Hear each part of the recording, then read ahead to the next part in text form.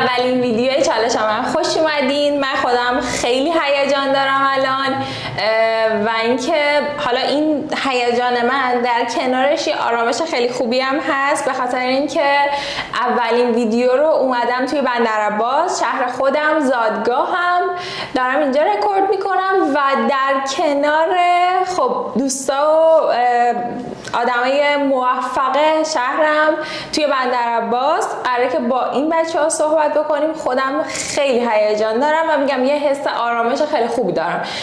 اینم که میگم هیجان به خاطر اینکه خب راستش یه تایمی بوده که من به این چالش فکر می‌کردم واسه استارتش و اینا و اینکه قسمت شد الان و توی این لحظه داریم استارتش رو میزنیم، بخوایم شروع بکنیم. من خودم خیلی هیجان دارم که بریم صحبتمون رو شروع بکنیم. با کی؟ با کیمیا.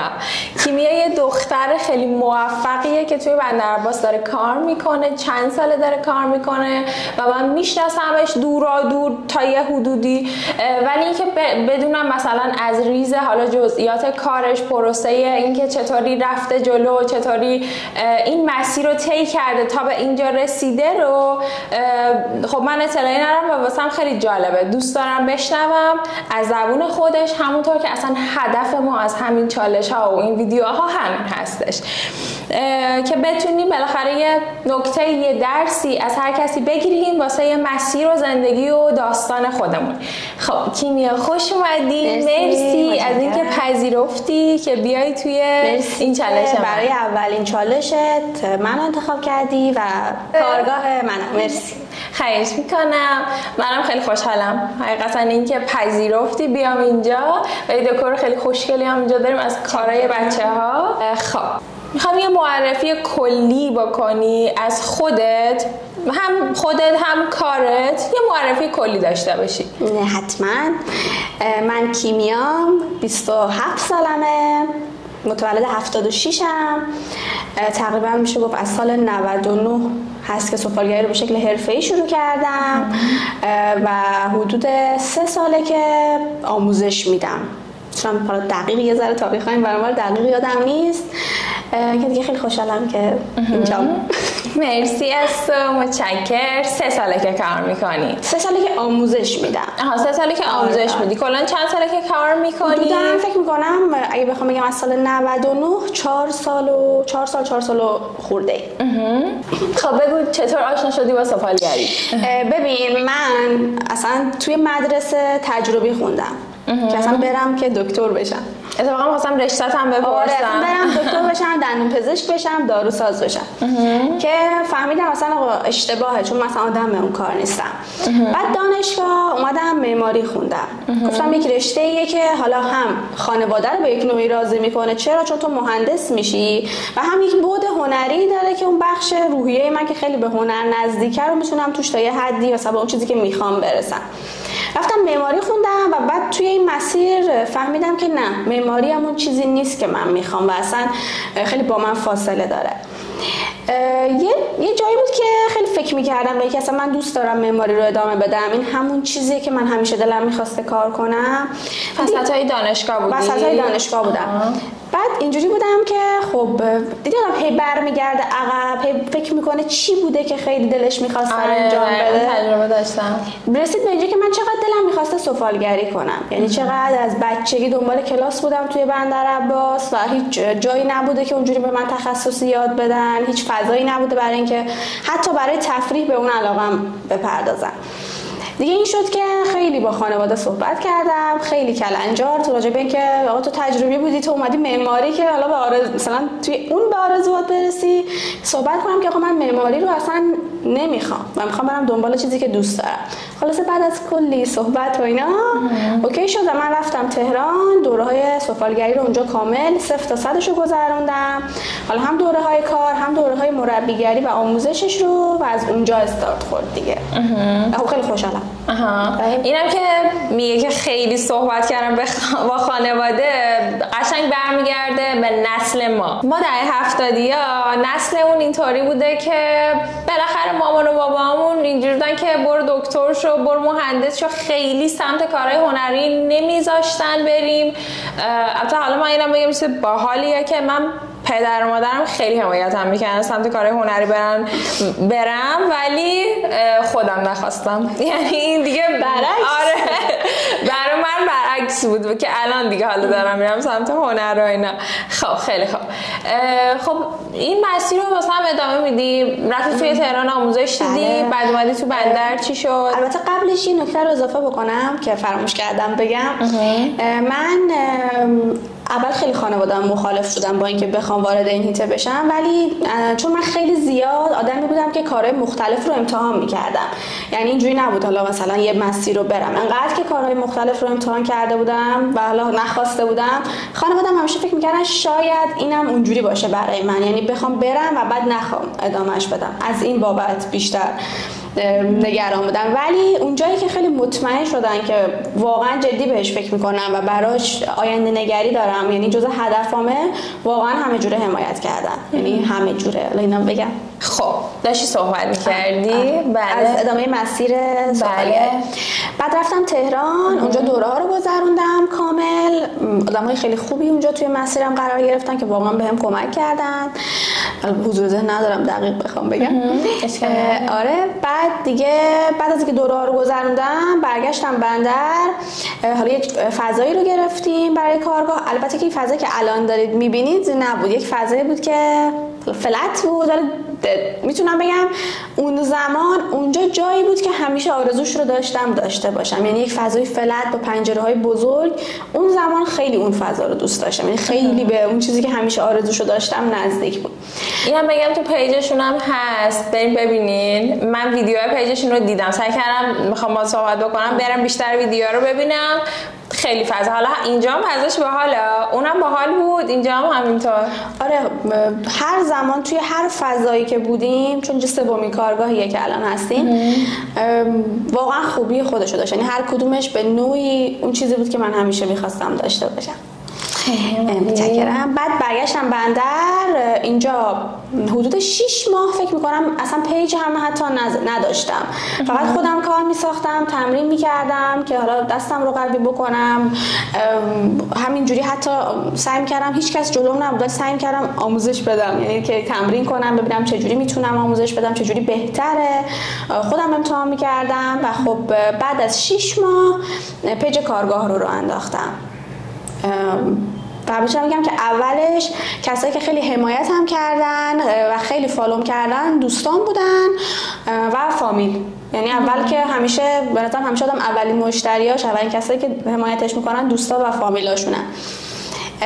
و دیگه از اونجا یواش یواش استارت خورد. بعد چطور بود؟ یعنی استقبال دوستا و اطرافیانت خوب بود یا اینکه فقط صرفا تو اینستاگرام حمایت میکنن یا ازت میخریدن؟ خب فامیل چون دورن و نزدیک نیستن، اون زمان بیشتر حمایت این بود که آفرین خیلی خوبه مثلا برو جلو. ولی دوستا که بندر بودن خیلی چرا اومدن پیشم، خیلی خوب بود حمایت‌ها. و اینکه اون زمان که من پیج کارگاه رو زدم، بندرعباس کارگاه سفالگری به این شکل نبود. یعنی یک حتی فکر میکنم بودن ولی به این شکل که مثل من کار بکنن و یه همچین فضایی داشته باشن نبود و خیلی زیاد مورد توجه قرار گرفت. یعنی حتی وقتی عکس از کارگاه میذاشتم دوستای خودم پیام میدادن، دوستایی که دورترن و نمیدونستن این قضیه رو، میپرسیدن که اینجا کجاست، بندره اصلا همچین جایی، و خیلی از این بابت مورد توجه قرار گرفت که ما یک فضایی داریم که تخصصی سفالگریه. یعنی آیتمای سفالی فقط توش تولید میشه، کلاسای سفالگری برگزار میشه. اون اول که کلاس خب برگزار نمیشد ولی خیلی زیاد میپرسیدن، خیلی زیاد، چون خیلی جدید بود، خیلی زیاد همه دوست داشتن بیان ببینن فضا رو.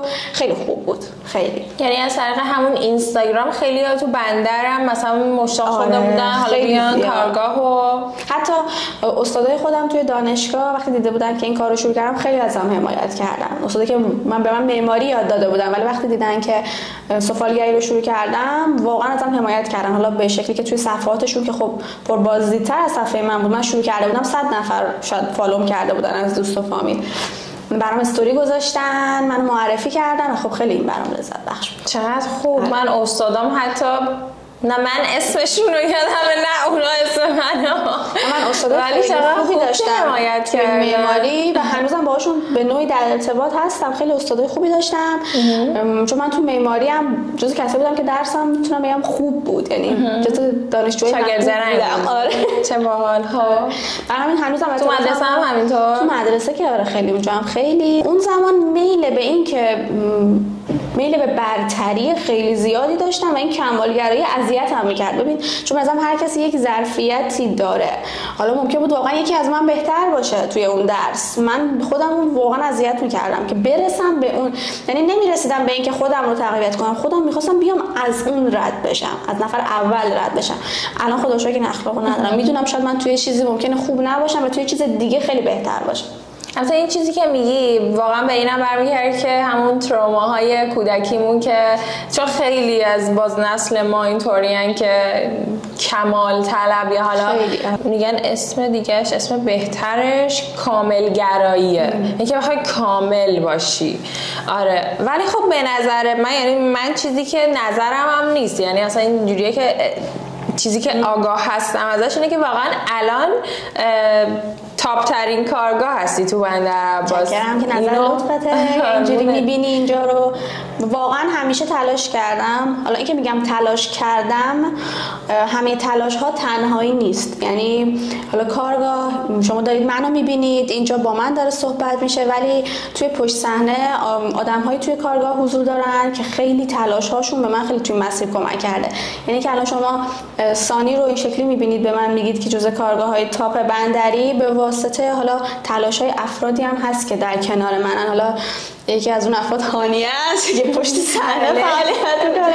از اینا بگم هانیه واقعا واسه منم توی همین کار، نه تنها البته همین کار، بلکه توی کلا زندگی خیلی دوست همراهی بوده. آدم‌هایی که توی مسیر کمک میکنن خب واقعا مهمه. حالا میگم خیلی اسمشون شاید برده نشه توی حالت عادی و خیلی آدم‌های عزیزی که برام خیلی عزیزن و خیلی توی کارگاه و توی رشد کارگاه به من کمک کردن. یعنی به نظرم هر چیزی برای موفقیت همیشه تنهایی نیست، یک تیمن که اون موفقیت رو میسازن و خوشحالم که آدم‌هایی رو دارم که واقعا بهم کمک میکنن و در کنار هم واسه پیشرفت کارگاه میشیم، با هم دیگه پیشرفت میکنیم. خیلی هم عالی. خب حالا اینم یکی از سوالات من بود که می‌خواستم بپرسم که اتفاقا خانواده هم تو رو حمایت می‌کردن، دوستا و اطرافیان. یکی از سوالاتم بود که اینطور که فهمیدم و با توجه اینکه خیلی حالا در از این قضیه صحبت می‌کنیم، مطمئنا این حمایت خیلی خوب بوده. خیلی زیاد از سمت خانواده، خیلی زیاد. یعنی میتونم بگم بیشترین حمایت رو واقعا از سمت خانواده‌ام گرفتم.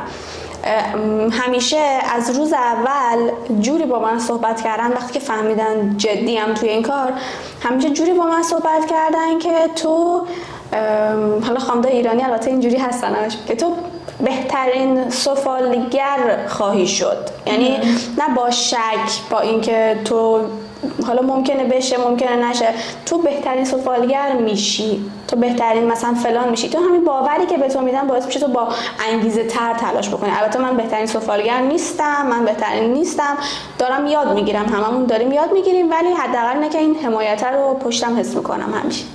واقعا حمایت، یعنی منم تجربه شخصیم این هستش که آره آدم‌ها خیلی تاثیرگذارن تو زندگیمون، چون که ما انسان‌ها موجوداتی اجتماعی هستیم و نیاز داریم به هم دیگه، همه جوره حمایت، همه جوره همدیگه، حالا مالی، معنوی، هر چی. خیلی تاثیرگذار واقعا. خب اینو بهم بگو، به مثلا اینطوری بودی که خب حمایتت کردم، بعد اینطور شد که پیجت کم کم اومد بالا و این داستانا، یا مثلا این وسطا به چالشی برخوردی؟ یعنی مثلا چالشی داشتی توی کارت که بگی اونجا مثلا سخت گذشت؟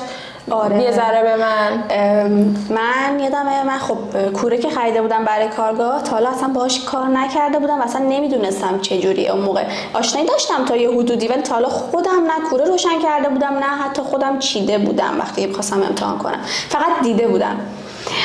کلی کار ساختم که بتونم کوره رو پر کنم، کارا رو ساختم، کارا رو بیسکویت کردم، یک بار پختم. بیسکویت چه بابا؟ آره بیسکویت آره چیه؟ کاری که پشت ماه این ردیف اول کاری که یک بار پخته شدن، یعنی لعاب نخوردن و فقط پخت اول براشون انجام شده، بهشون میگن بیسویت. کارا رو یه بار پختم با کلی ذوق، کارا رو لعاب زدم، کوره روشن کردم و تنها بودم دیگه توی اون زمان، یعنی تنهایی کار میکردم. کارا رو گذاشتم توی کوره. بعد از 24 ساعت که در کوره رو باز کردم با کلی ذوق، کوره موزیکال ببین کارا وقتی لعاب میزنیم خب نباید ترک لعاب بخورن، ایراد کاره. ما اصلا میگیم ترک تأخیری. تازه ببین تأخیر یعنی با تأخیر ایجاد میشه. ترکی یعنی که ایراد کار حساب میشن. اون به محض اینکه من کوره رو باز کردم شروع به ترک خوردن کرد کارا و صدا میداد، یعنی از هر طبقه مثل موزیک زنده کوره داشت صدا میداد. و اونجا فهمیدم که تو نشستم کوره رو نگاه کردم و گفتم خب چیکار کنم؟ بلد نبودم، نمیدونستم اون لحظه باید چیکار کنم و فقط گریه کردم. چرا من چیکار کنم؟ من که بندر عباسم، من که اینجا کسی نیست اینو برام حل بکنه. خیلی اون لحظه خیلی واقعا اینم که اون لحظه تنها بودی و این صحنه رو دیدی خیلی به نظرم دردناکه. ولی تو ببین یه لحظه حس این که چیکار باید بکنم و تو ذهنت نباشه که باید چیکار کنیم، لحظه یه ذره آدم اذیت میشه. بعد خب از استادام کمک گرفتم، دوستان بهم روحیه دادن که بابا اولشه، چالشه برای همه پیش میاد. بعد تازه بیشتر آشنا شدم و حل شد. خب ببین تو کلا اینطوریه که تو کلا عاشق کارت هستی، درسته؟ فکر کنی از کجا این علاقه زیاد شکل گرفت؟ مثلا اینجوری بود که من دوست دارم سفالگر بشم و اومدی تو این راستا خیلی پررنگ بود، انگار یه چیزی تو قلبت، یه ندایی بود. اولش که دوست داشتم یاد بگیرم، خب این یک علاقه بود که از بچگی دوست داشتم. البته سفالگری رو من فکر می‌کنم اکثر ما کلا آدم‌ها دوست داریم، یه جوری تو ناخودآگاه ما هست و ما فقط نسبت بهش آگاهی پیدا می‌کنیم. فکر کنم یک علاقه‌ای که توی هممون به یک شکل هست، حالا بعضی بیشتر بعضی کمتر. اون علاقه توی من خیلی زیاد شده بود و شروع کردم عکس و فیلم دیدن و دیدم چقدر بزرگتر از چیزی که من فکر می‌کنم. ولی جایی که خیلی فهمیدم این اون جایی که این همونه که من میخوام، اولین چیزی که با دستام ساختم، یعنی این حس خلق کردن با دست، اینکه تو با دست به یک گل یه شکلی دادی، یه جونی بهش دادی و با فهمیدن یک سری چیزا راجع به گل، اینکه گل حافظه داره، اینکه گل کاری که ما میکنیم رو به خودش میگیره، این چیزهایی که ما با سفالگری یاد میگیریم، چیزایی که راجع بهش فهمیدم، اونجا فهمیدم خب اصلا اشتباه نکردم و سفالگری همون چیزیه که میخوام همیشه انجامش بدم. چقدر قشنگ. اتفاقا الان وسط حرفات این نکته رو که گفتی خودم یه لحظه اومد تو ذهنم که شما دارین خلق میکنین با گل، درسته؟ و خیلی باحاله که مثلا بحث این پروسه خلق کردنه و حالا ما یه داستانی داریم که ما خودمونم از گل ساخته شدیم. یه حس حال باحالیه به نظر. خیلی اصلا قضیه از خاک. آره. پشت صحنه میگن که از خاکیم و به خاک برمیگردیم. آره خیلی سفالگری واقعا من همیشه توی کلاسا به بچه‌ها هم میگم، زمانی که شروع میکنن میگم شاید اولش میترسید، میگید نکنه، مثلا بچه‌ها پیام میدن قبل اینکه بیان ما نمیدونیم استعداد داریم یا نه، یاد میگیریم یا نه. میگم ببینید ما هیچ کس توی سفالگری به نظرم بی استعداد نیست اصلا، یعنی ما هممون، من همیشه اینجوری فکر میکنم سفالگری رو بلدیم، فقط انگار یادمون رفته و به محض اینکه دست به گل میزنیم یه ذره کار میکنیم انگار داریم نسبت بهش آگاهی پیدا میکنیم که من بلد بودم، فقط این تصویر پاک شده بوده. این حس انقدر آشنایی برای ما داره. باحاله حس این که مثلا من خودم از همین گل اصلا خیلی عجیبه. باحاله خیلی. آره اینو دوست ازت بپرسم که توی این راه چی به دست آوردی و چی از دست دادی؟ چیزی که از دست دادم، خب من یه سری از دوستامو از دست دادم، یه سری از دوستایی که شاید فکر می‌کردم خیلی آدمای نزدیکی ان بهم، اونا رو از دست دادم. ولی خیلی چیزهای زیادی به دست آوردم، مثل کاری که همیشه آرزوش رو داشتم، چیزی که تو فکر کن کاری رو انجام بدی که هر روز بابتش خوشحال باشی، یعنی با وجود تمام فکرایی که خب همه ما الان داریم، این همه دغدغه‌ای که به نوعی برای هممون مشترکه، حداقل تو کاری رو انجام میدی که عاشقشی. به نظرم خیلی دستاورد بزرگیه. بهترین دوستامو از سفالگری دارم، دوستایی که الان خیلی بهم نزدیکن همشون از سفالگری دارم. صبوری رو از سفالگری دارم، اینکه الان به نسبت آدم صبورتری هستم رو سفالگری به من یاد داده و دیگه الان همه این صبوری که گفتی آره اصلا کلا میدونی بیشتر هنرها به نظر من همینطوریه. آره باعث میشه که یه صبوری خوبی تو آدم شکل بگیره، مثلا آرامشی رو به تو هدیه میده. آره من یه تایمی مثلا خودم نقاشی میکشیدم، حالا طراحی میکردم، نقاشی هم میکردم، دقیقاً اون آرامشه در حین کار. الان مثلا دارم موسیقی کار میکنم، این هم همینطور خیلی خوب، آرامش خیلی خوبی میده. دقیقاً واسه یه روح و روان آدم هنر خیلی خوبه. واقعا هنر به هر شکلیش واقعا خوبه. آره واقعا. خب ببین اون نیروی محرکه‌ای که صبح وقتی که بیدار میشی میگی خب این هدف زندگی منه، میگی من از خواب بیدار شدم و دارم میرم به سمت اون هدفم، اون چیزی که توی قلبمه و دارم واسهش تلاش میکنم. صبح واسه اون از خواب بیدار میشم. فکر کنم من کاملا فهمیدم چی میگی. این که خندم گرفت، من عاشق کارمم، یعنی هیچ چیزی اندازه سفالگری نمیتونه خوشحالم کنه. شبا میرم خونه با اینکه خستم ولی خیلی انرژی دارم چون که خب عاشق کارم. ولی الان توی این چند سال صبح که بیدار میشم هیچ وقت خواستم به انگیزم نتونستم فکر کنم. که همیشه من کلا از اون دست آدمایی ام که صبح زود بیدار شدن همیشه برام سخته. من واقعا میگم این خیلی تلاش کردم ولی وقتی بیدار میشم واقعا نمیتونم بهتون دروغ بگم. همیشه اولش میگم چرا دارم این ساعت بیدار میشم، یکم دیگه بخوابم، 10 دقیقه دیگه بخوابم. ولی دیگه بلند که میشم میگم چه خوب شد بلند شدم، چقدر کار دارم، چقدر خوبه زندگی. ولی کلا موتور مغزم از بعد 9 روشن میشه، ولی خب 7:30 یه رو به 8 بیدار میشم که 9 روشن شم. ببین آره مثلا اینم که میگه حالا صبح زود خیلی نمیتونه راحت بیدار شه، خب مثلا یه بخشش به نظر من برمیگره به اینکه شما فول تایم تو کارگاه دارین کار میکنین دیگه، بخاطر از صبح تا حالا همون عصر دارین کار میکنین، بالاخره خسته میشی، حالا احتمالاً شب میری کنار خانواده دوستا وقت بگذرونی و دیر وقت خودم میخوابه و دیگه سبک زندگیمون همیشگی هست. یه موقعی صبح خیلی آدم انرژی داره، سرحال میاد، خب یه موقعی هم واقعا غالبا یک موقع ولی خب اون انرژیه که بگی خب من میرم به سمت سفالگری هست. پس یعنی اون دلیلی که صبح از خواب بیدار میشی به خاطرش اون سفالگری است که حس خوب و حال خوب بهت یعنی میده. من یادم نمیاد حتی 4 سال دانشگاه که صبح ساعت 8 کلاس داشته باشم انقدر زود بیدار شده باشم، یعنی غالبا با تاخیر بودم. ولی این که آره هر روز بتونم 7:30 بیدار شم زودتر از حتی زمانی که درس میخوندم، سفالگری قطعا. الان گفتی من یادم به یه داستانی از خودم افتاد. من 6 ماه آموزش عکاسی میدیدم، خب پیش واقعا بهترین استاد دنیا، خیلی استادم و دوست دارم و خیلی آدم خفنیه تو هم بندرعباس. آره و ببین من هر جا بخوام برم دیر میرم، از این آدمایی هم که یعنی مثلا بخوام زود برم دیگه خیلی سختمه دیگه واقعا، مثلا بالاخره یه 5 دقیقه 10 دقیقه تأخیری هست. ببین عین 6 ماهی کلاسم و آن تایم رأس ساعت مثلا 5 شروع شد دقیقاً من 5 اونجا بودم، بالا بودم. آره واقعا این خیلی این عشق و علاقه به اون کاری که داری انجام میدی خیلی مهمه. این حالا علاقه‌ای که داری میگی واقعا یه شبایی که خب خیلی خسته ایم، حالا ما اینجا سفالگری غالبا لیست قشنگ و آدم آرامششون میبینه، ولی خب یه سری جاهای سخت هم داره، فعالیت فیزیکی داره که آدم خیلی خسته است یه وقتایی. بعضی موقع شبا که میخوام بخوابم واقعا یهو فکر میکنم میگم تو انقدر خسته ای، انقدر مثلا ذهنت استرس داری که بشه نشه، واقعا یادت نره این همون چیزی بوده که همیشه آرزوشو داشتی. یعنی داشتن کارگاه سفالگری و سفالگری کردن چیزی بوده که همیشه میخواستی. یعنی وقتی که واقعا خسته میشم و ناامید میشم، چون مثلا واقعا ما هممون یه موقع‌هایی ناامید میشیم، شاید مثلا از دید شما مثلا یه کارگاهه که چقدر مثلا خوبه و حالا توش همه چیز مثبته، ولی حتما مثلا برای منی که پشت این دارم فعالیت میکنم و کار منه استرس داره و من شاید هنوز خودم رو توی اون درجه از موفقیت خوب نبینم، دارم براش تلاش میکنم و اینا خیلی استرس میاره بادم. بعضی موقعا که خیلی توی این قضیه غرق میشم واقعا میگم یادت نره که این آرزوی تو بوده.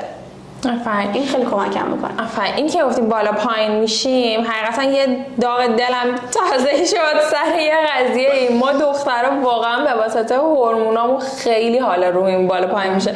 ولی خوشحالم از اینکه توی این دوره زمان خیلی بیشتر داره بهش پرداخته میشه. اصلا توی همین اینستاگرام، تو سوشال مدیا بیشتر داره ازش حرف زده میشه. آره. مثلا تو جامعه اصلا کلا خیلی آدما بیشتر به این پذیرش رسیدن که شدن اصلا نسبت. آره مثلا یه دوره هست، حالا پی ام اس پریود، خانم‌ها مودشون بالا پایین میشه و واقعا اینطور نیست که بگیم حالا همیشه حالمون اوکیه. نه البته که خب مردم یه سری دوره‌ای این چنینی دارن از نظر روحی، ولی بالاخره این داستانا هست. هیچ کسی نیستش که همیشه روحیش صد باشه. واقعا هیچ کس به نظر انرژی بره کار کنه. همه آدما این 100 دارن، یه روزایی هم واقعا زیر صفرن.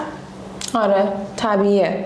بچه‌ها یه چیزی من یادم اومد، من قلم میتونستم از این استفاده بکنم.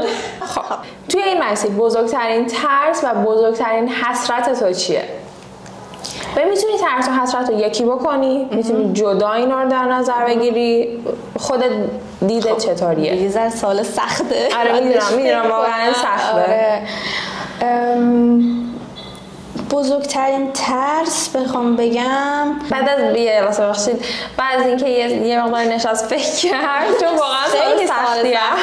آره بعد یهو که آدم میشنوه سالو واقعا مغز آدم الان خب الان بهش فکر کردم. بله. یه چیزی که همیشه از اولش باهام بود و الان خیلی بهتر شدم، روش خیلی کار کردیم، ترس از نشنیدن. یعنی من به هیچ کس پیشنهاد همکاری نمیدادم، حتی پیشنهاد برای اینکه بیان کارگاه و کارآموز باشن. گفتم که وقت بهم نگن نه. یعنی چی به من بگن نه؟ به کارگاه بگن ترس از اینکه نبشنوم. میدونین چی میگم؟ یعنی از اینکه اوکی من برم به مثلا فلان شخص بگم تو بیا مثلا برای من حتی تبلیغ کن، مثلا نکنه قبول نکنه. من که پیجم پایینه، من که پیجم کم، اگه بهم بگن نه چی؟ میدونین چی میگم؟ و خب بزرگترین حسرت هم نمیتونم بگم بزرگترین حسرت، ولی چیزی که الان یادم اومد همینه. یعنی خب شاید اگر زودتر برام راحت تر بود، این کمالگراییم کمتر بود، زودتر به یه سری چیزا میرسیدم که این برام خیلی با وقفه اتفاق افتاد و حتی میتونم بگم شاید هنوزم اتفاق نیفتاده یه سری از چیزا. آره واقعا ترسی که خیلی هم واقعا دارن که این دور زمونه نمیدونم چون دور زمونه قدیمم بوده، حالا میگم توی این دور زمونه خب خیلی باهاش مواجهن، ترس از نشنیدن. اون حسرت چی؟ حسرت چطوره به نظر تو؟ اینم سخته، میدونم سخته. آره میگم الان واقعا فکرم کردم کاس خوردن زیاد چیزی. ببین من یه مثال از خودم بزنم. مثلا حسرت برای من میتونه حسرت این باشه که اون روزی که خدایی نکرده عزیزانمو از دست بدم و اون کاری که دلم میخواد براشون بکنم تو زندگی و واسهشون نکرده باشم. مثلا این یه حسرت میتونه باشه. بزرگیه. آره خیلی. ولی چون دارم توی کار بهش فکر میکنم، حسرتای اون شکلی زیاد آدم میتونه. آره خب. ولی برای کار چرا شاید مثلا حسرت اینو داشته باشم که یک سری از دوره ها و کلاس ها رو میتونستم خیلی زودتر برم. یعنی یه سری چیزایی رو الان میدونم که لازم بوده داشته باشم، یعنی الان دارم که شاید میتونستم 5 سال پیش اینا رو برم یاد بگیرم. ولی اون زمان راهنمایی درست نشدم که بخوام انجامش بدم یا خودم نمیدونستم، اینا رو به مرور به دست آوردم. ولی حسرتش با هم هست، شاید یه سری چیزا رو میتونستم زودتر یاد بگیرم. ببین چون به نظرم آدم یه سری چیزها رو میتونه با تجربه به دست بیاره، ولی یک سری چیزها رو تو واقعا نیاز نیست تجربه بکنی. یعنی تو میتونی از تجربه بقیه به دست بیاری. این خیلی کمک میکنه که برای این حسرت واقعا دیگه حسرت و کارش نمیتونم بکنم، یعنی نمیتونم برگردم عقب بگم اون موقع، ولی کاری که میتونم بکنم که بهم کمک میکنه برای هنرجوهای خودم اون چالش‌ها رو کمتر بکنم که میدونم شاید مثلا 1 سال آیندهشون مثل خود من براشون حسرت بشه، اونا رو براشون کمتر بکنم، یعنی اونا رو براشون برطرف بکنم. اگر بدونم تجربه من میتونه بهشون کمک بکنه، این کارو حتما براشون میکنم. آفرین به تو. مرسی از تو. خب حالا یه سوال سختم من گذاشتم آخر. بگو که چه چیزی روح تو رو ارضا میکنه؟ واقعا دست به گلی که میزنم واقعا توی لحظه این حالا واقعا دارم میگم، حالا خندیدیم، واقعا دست به گلی که میزنم یا یه زمانی با حالا شما هانیه رو نمیبینید دارم مثلا با هانیه که صحبت میکنم میگم وقتی پشت چرخ میشینم یا وقتی که دارم دست به گل میزنم اون واقعا اصلا میگم چقدر درسته، اینجا جای درستیه. و حتی وقتی دارم آموزش میدم، وقتی بچه‌ها دارن نگام میکنن، اون هیجانی که توی چشمای بچه‌ها هست به عنوان کسی که دفعه اول دارن برخورد میکنن با سفالگری، دارن میشنون راجع به گل، اون هیجان توی چشم اونا رو که میبینم میگم خب این مسیر آموزش هم مسیر درستیه. چون من واقعا وقتی اونا رو میبینم اون ذوق دفعه اولی که دست به گل زدم تو زنده میشه. این به نظرم روحش جلو خیلی قشنگ. خب به هم بگو که تعریف موفقیت و خوشبختی واسه تو چیه؟ دوباره سال سخت. من سختا رو گذاشتم آخر. به نظرم موفقیت از نظر من توی حرفه من یعنی تلاش کردن، ناامید نشدن و ادامه دادن. من از نظر خودم واقعا تا موفقیت فاصله دارم، ولی از بعد اینکه تلاش میکنم، ناامید نمیشم و ادامه میدم هم از نظر خودم موفقم. شاید تا اونجایی که میخوام توی اون چیزی که توی ذهنمه فاصله دارم هنوز، ولی اینکه تلاش میکنم، اینکه ادامه میدم و توی این مسیر هستم، به نظرم به نوعی میتونم بگم موفقم. میگم چون الان واقعا هممون توی یک شرایطی هستیم که حالا چه مالی چه اقتصادی روی همه فشار هست، ولی حداقل اینکه ناامید نمیشم و باز دارم تلاش میکنم، ادامه میدم، به نظر خودم میتونم بگم موفقم. خوشبختی چطور؟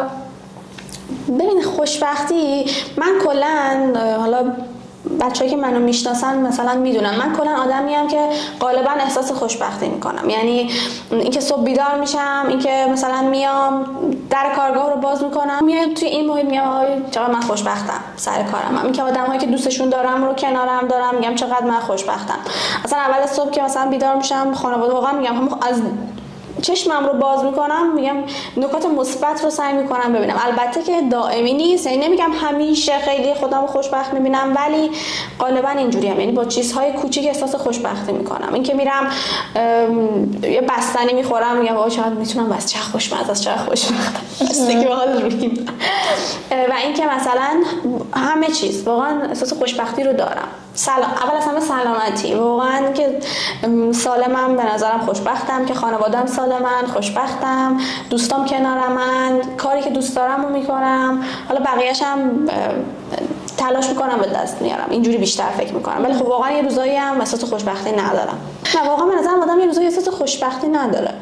ببین مثلا دلیل ادامه دادن تو اینه که تو به نظرم که احساس خوشبختی نکنی، اونم یه نوعی خوشبختیه. خوشبختی واقعا به نظر من سلامتیه. ببین چون من مثلا میگم بابام یه دوره خیلی مریض بود، خب مثلا مشکل ریه داشت، اون تایم فهمیدم واقعا خوشبختی یعنی سلامتی خانواده. یعنی تو یعنی اون زمان هیچ چیزی غیر از اون رو نمیخواستم. میدونی چی بهت میگم؟ یعنی فقط اون زمان میخواستم بابام حالش خوب باشه. من حالا اینم میخواستم ازت بپرسم که خودت آدم موفق و خوشبختی میبینی؟ که قطعا جوابم گرفتم در راستای همین صحبت ها. یه سوال آخر دارم، اونم این که شعاری که تو زندگی واسه خودت داری، حالا مربوط به کارگاه یا توی زندگی، باور قلبی که داری که همیشه اینطوری که با خودت مرورش میکنی، اون چیه؟ خب این سال سختیه براتون که چیزی که شعار کارگاهه و برای خودم هم این بوده، یعنی از اول همینجوری بوده، اینه که رویاهاتو دنبال کن. یعنی من دنبال آرزوهام رفتم، دنبال چیزایی که دوستشون داشتم رفتم، برای همین فکر میکنم که میتونم بگم شعار کارگاه و زندگیم همینه. اتفاقا اینه که گفتی حس کردم که به مثلا من پیج رو اونطور مرتب دنبال نمی‌کنم. کلا خیلی آدمی نیستم که حالا سوشال مدیا بگردم، یعنی چند وقت خیلی اینو کم کردم، سعی کردم بیشتر رو به تولید کننده بودن برم تا حالا مصرف کننده بودن. ولی اینو که گفتی یادم اومد که مثلا جمله رو که گفتی نشست تو مغزم و اومد به ذهنم که اینو من دیدم توی حالا پستاتون تو پیجتون، خیلی باحاله که اومد بالا که من اینو دیدم شنیدم از تو. آره ما حتی حالا توی سری طراحیه که برای بسته‌بندی‌ها می‌کنیم کارتا این هی هست و برای همه میذاریم اینو با این نوشته که مخصوص هر کسی که حالا کاری میخره از ما روش براش می‌نویسیم که حالا مسیر زندگیت پر از نور، رویاهاتو دنبال کن و این برای همه هی ارسال میشه و تکرار. مرسی واقعا از اینکه وقتتو گذاشتی، خیلی بر من ارزشمند بود اینکه اولین نفری هستی که این چالش رو باید استارت دادم. واقعا ارزشمند بود که تو برای اولین چالشت من و کارگاه رو انتخاب کردی. خیلی خوشحالم. هرون مرسی هستا. خب ما بریم به سمت عکاسی و تصویربرداری و ادامه داستان. آماده ای؟